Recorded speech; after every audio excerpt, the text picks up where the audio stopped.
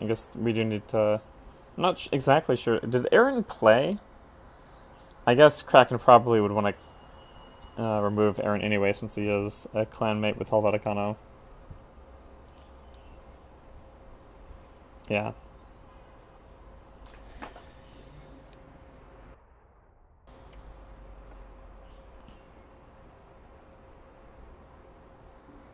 Uh, let's see. Yeah, I can add a text field. Let's see. Text.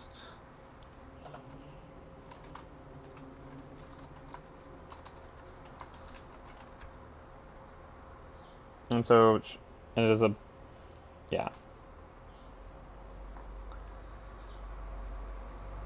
Just going to make this big enough to see, and then slide it down where it's not going to be interfering with the field of view.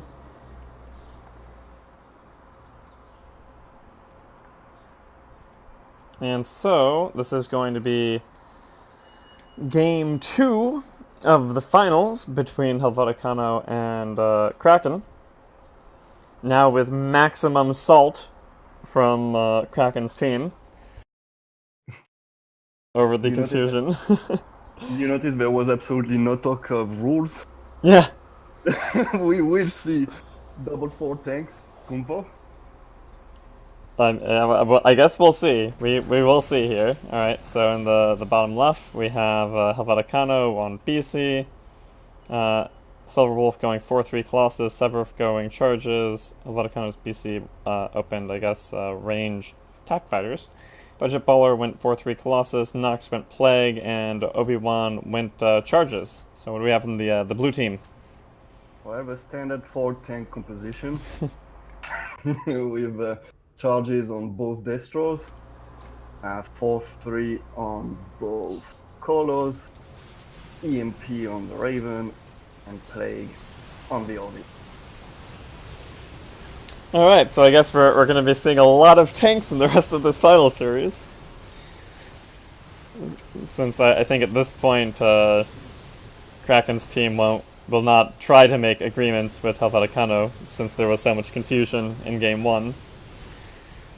But ultimately, like, even though Kraken's team lost that first game, right, I mean, they still have yet to lose a 4-tank versus 4-tank game mirror match, so I guess we'll just see what happens here now.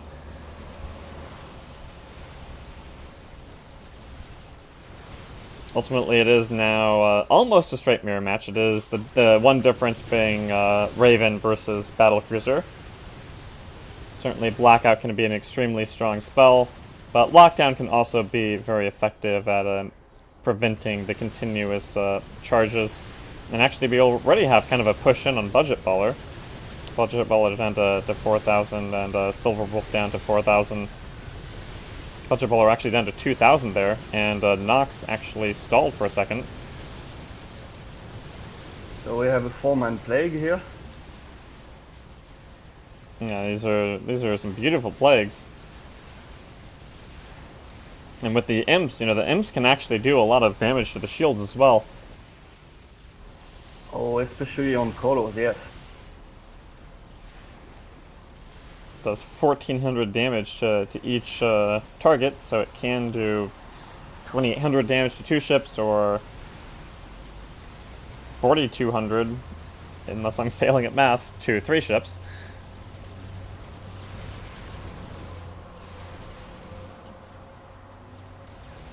And it also means no charges, no, it can mean no plagues. Nox has already come out now with Plague and Siphon.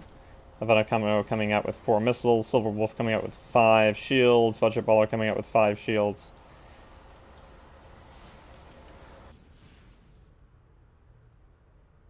And so I guess we're just not going to see any carriers, I guess, right? I mean, this is something I was wondering about, you know, like, instead of the BC, like, what if you tried going carrier, right? Like, It's, one support and well, it's kind of dangerous. I mean, the carrier is really good, but it's extremely greedy.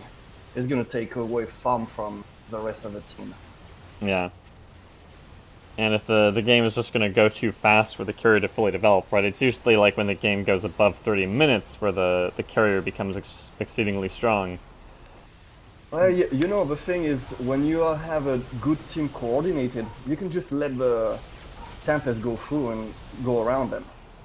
And then, well, you have a huge investment that is just going all the way to the towers. I thought it was, if Helveticano's team is always going for tanks with no actual straight support ship, then they have no real way of protecting the Overlord from the interceptors if they can ever develop, right? I mean, that's the big problem, is that it just might be that the carrier can never develop, and so the interceptors never can threaten the Overlord. Well, you know, Lance is pretty strong against Yeah, I guess Scepter. the Lance would be the main control tool then. Yeah, you might be right. So I guess that means that we just won't be seeing any carriers or void rays for a big chunk of this finals bracket. It's gonna be, do they run BC, Frigate, or Arbiter, right? Well, who knows? Maybe they will get really tired of playing 4 tanks. And try at a captain's agreement, maybe with a little bit more crystal clear about what the actual agreement is. Well, let's see. At least not for the next 2 games. Yeah, probably not. Yeah.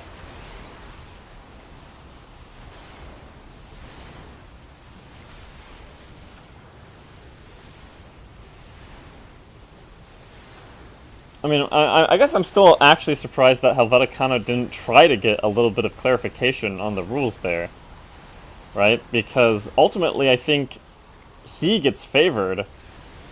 I mean, I know that he's played a lot of 4-tank compositions, but he hasn't done well against this team with 4 tanks. So I'm kind of surprised that he didn't like try to go for like a 3-tank max rule. I don't know. I guess ultimately he still feels that 4 tanks is just his strongest captaining composition. That's the one that he knows how to play around the best, so maybe he didn't really want to agree to that anyway. We had a really strong push on Forestry Dude. Yeah. If there had been another ship there with him, it could have been really, really dicey.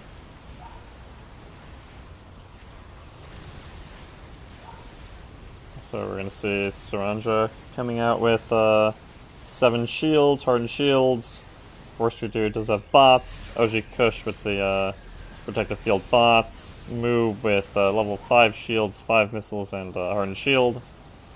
Kraken coming out with 450 energy with his Zemp. Sub coming out with 375 energy with Siphon. So I guess I really actually also need to be paying attention to speeds here, right?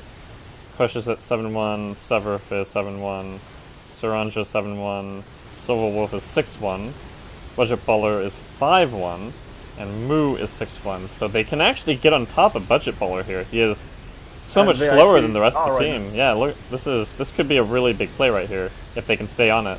And it looks like they can. It looks like Budget Baller is going to go down. Budget Baller goes down. That's the first kill of Game 2 here. If Kush can get free without getting picked, right, they do have Gats on Seb as well. Severf is on Seb, but Severf does not really have any armor. He doesn't have protective field. He can't stay here very easily either. Forestry Dude is actually on Severf. Severf is going to have to pull off. Ooh, Obi-Wan is down to 500. Obi-Wan goes down. Ooh, this is a cleanup here. Yeah, with 2 ships down, this is now practically game over for the red team. So, 10 minutes in, Nox just leaves. There's no GG yet, but this is pretty clearly. Oh, actually, there is. There is the GG. And this is exactly what I was saying.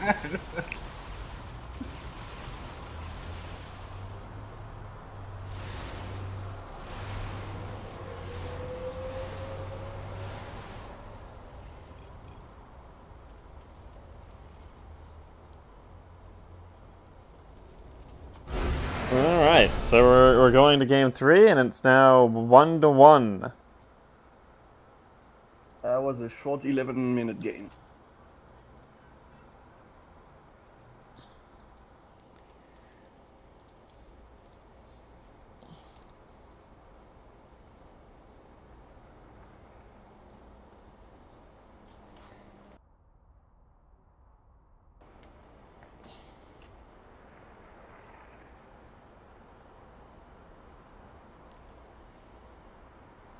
Alright, so we'll see the next lobby coming up here, hopefully. Thank you for the follow, Purple Ninja.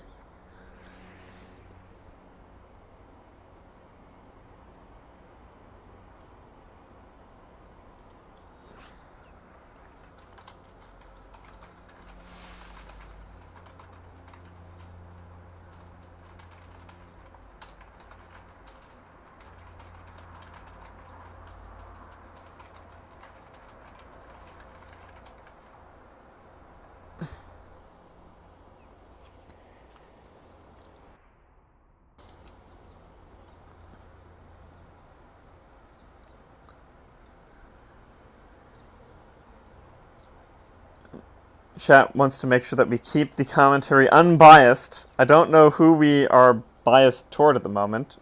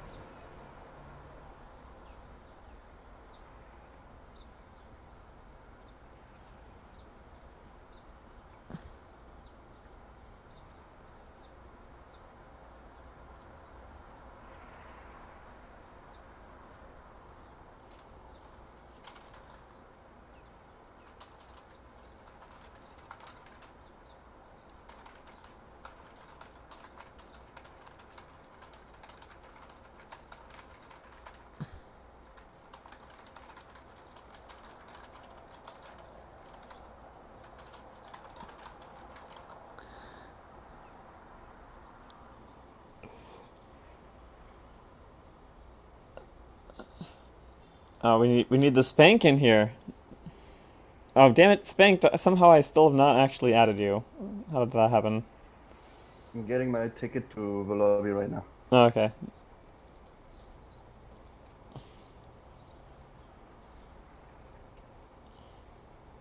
I'm in my crazy friends list here. I guess I need to delete someone else probably.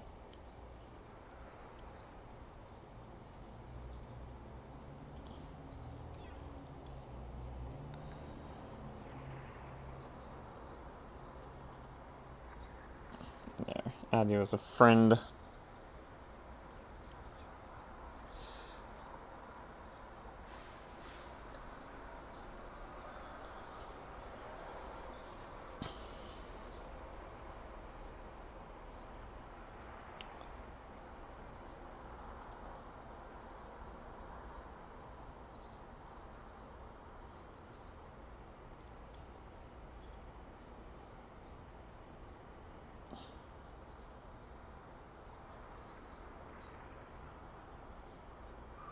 Alright, so we're going into the lobby for game 3 here. I guess Budget is watching that last replay.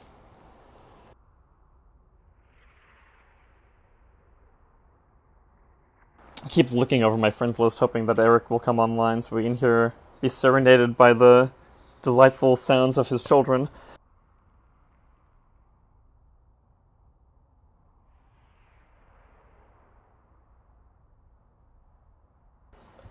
You grab some water, BRB.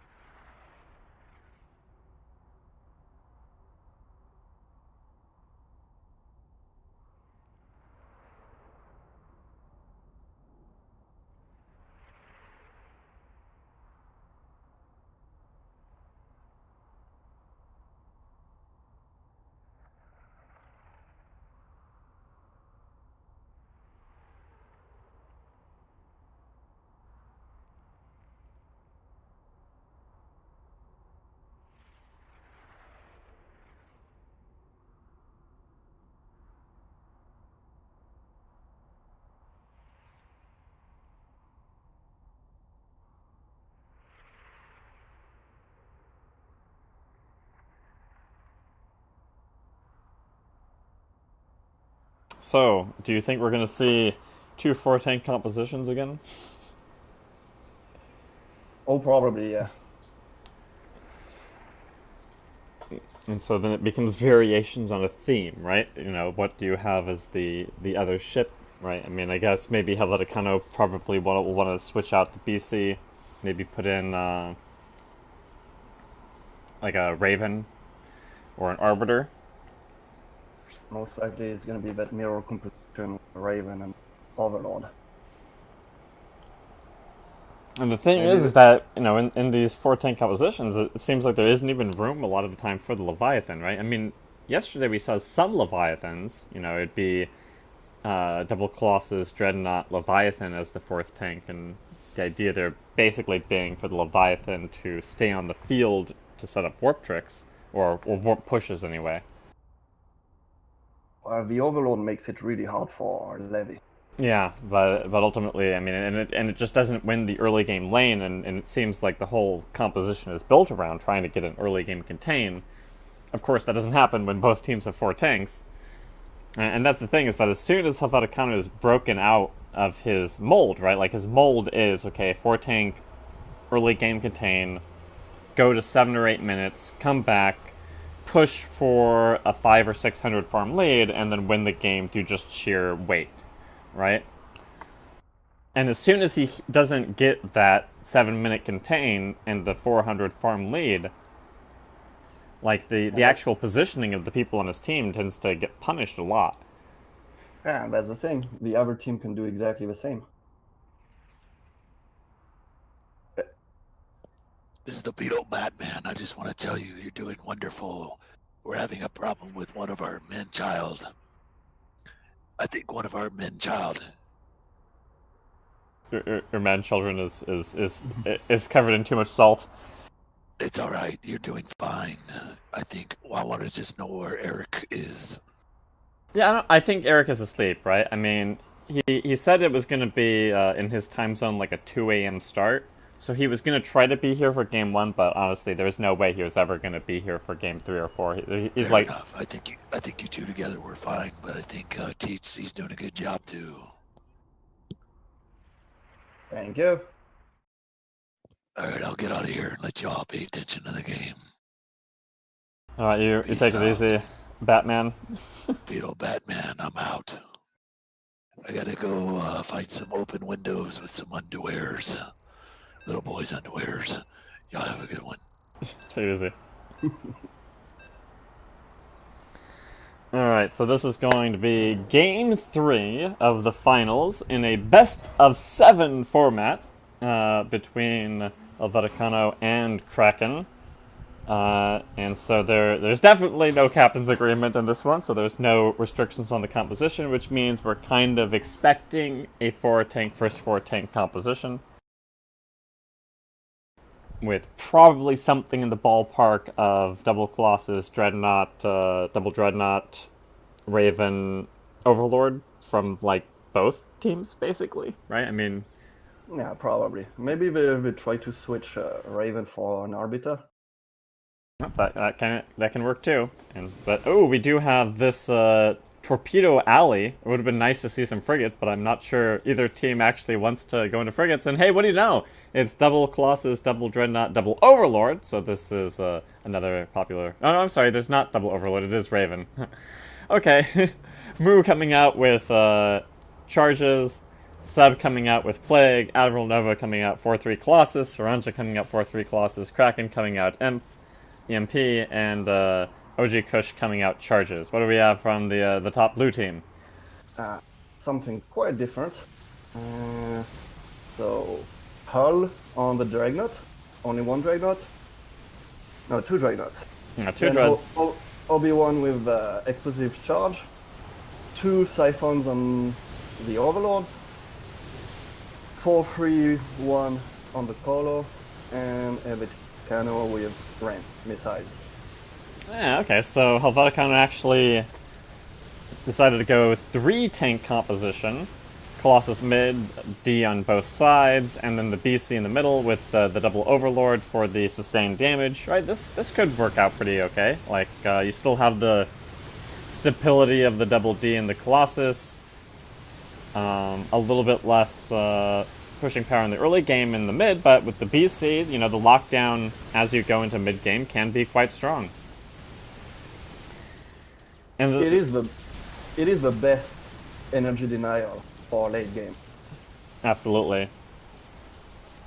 And I mean, they're not getting pushed too hard here in the early game, right? I mean, the BC versus the Raven is doing all right, and yeah, actually they're getting a little bit of damage in on Seb.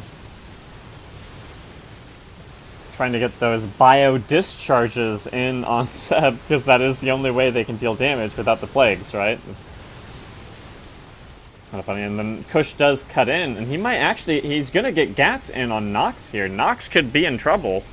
Nox is taking damage from both Gats and the Colossus missiles. No, actually the missiles are mistargeting on the other Overlord. But yeah, Severov is gonna get in and disengage. And now there's going to be a big engagement here in the middle as both Dreadnoughts are on Admiral Nova with the BC missiles. The bio discharges are hitting as well. He's down to 4,500, 4,000, 3,000, but they're going to have to disengage here. And now there's going to be the turn on Nox once again. He's taking Saranja is 0.51, Nox is 0.61, so he does actually just manage to disengage through that. Seb could get a really big plague, lands on both Silverwolf and Nox. That's going to be 2,400 damage between those two ships. And Obi-Wan is on fire. It looks like there's going to have to be a little bit of a back-off by Helveticano's team here. They can't stay here. Yeah, Nox is burning too. Thank you for the follow, Spam Shooter, and let's see. I mean, Severov is even not up on HP over OG Kush. He can't stay in this lane very easily over, so it's basically going to have to be a full back here by Helveticano's team, and the red team is going to take a little bit of an early game farm advantage as a result. Well, eventually we'll have to go back, and that lead would probably be wiped out. Yeah, this is exactly the thing, right, is that usually by the 5:30 mark you just want to go back anyway, like in a normal matchup, when you're not, you know, trying to get that 7-minute contain. You know, you go back, and then the score evenizes, but it's when they go back and get their ups, right, this is when a lot of big plays can occur. Well, here they decided to go the safe way and retreat at the same time as the other was upgrading. I'm not like missing something.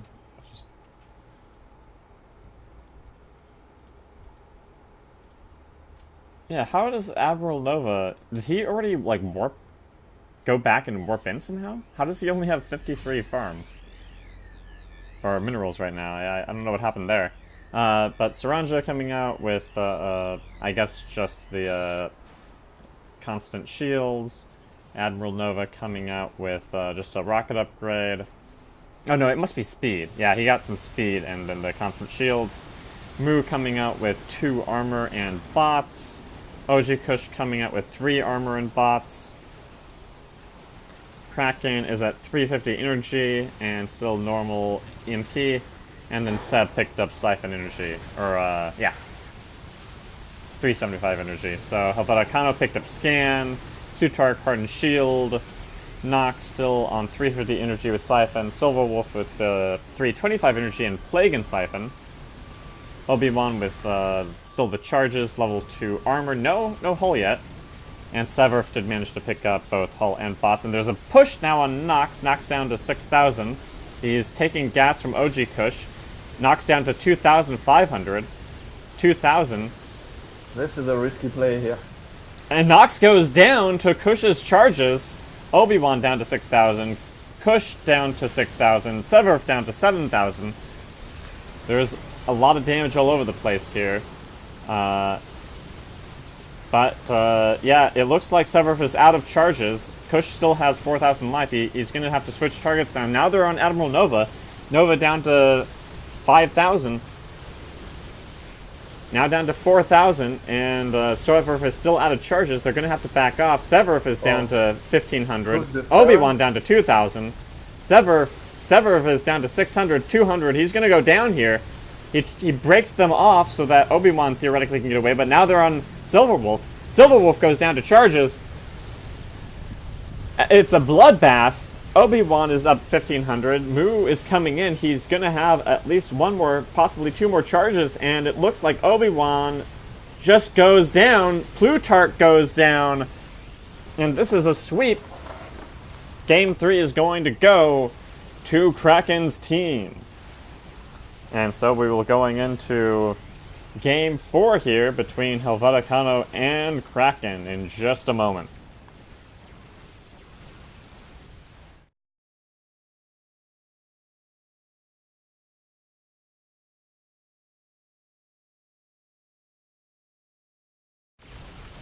Yeah, so the I'm not sure that you can say that was all comp. I mean, I think that there was a little bit of an overcommit in the pushback there, right? I mean, but considering the dreads were out of charges, I think Sever. I don't think they were expecting Kush's dive like this. It was kind of risky.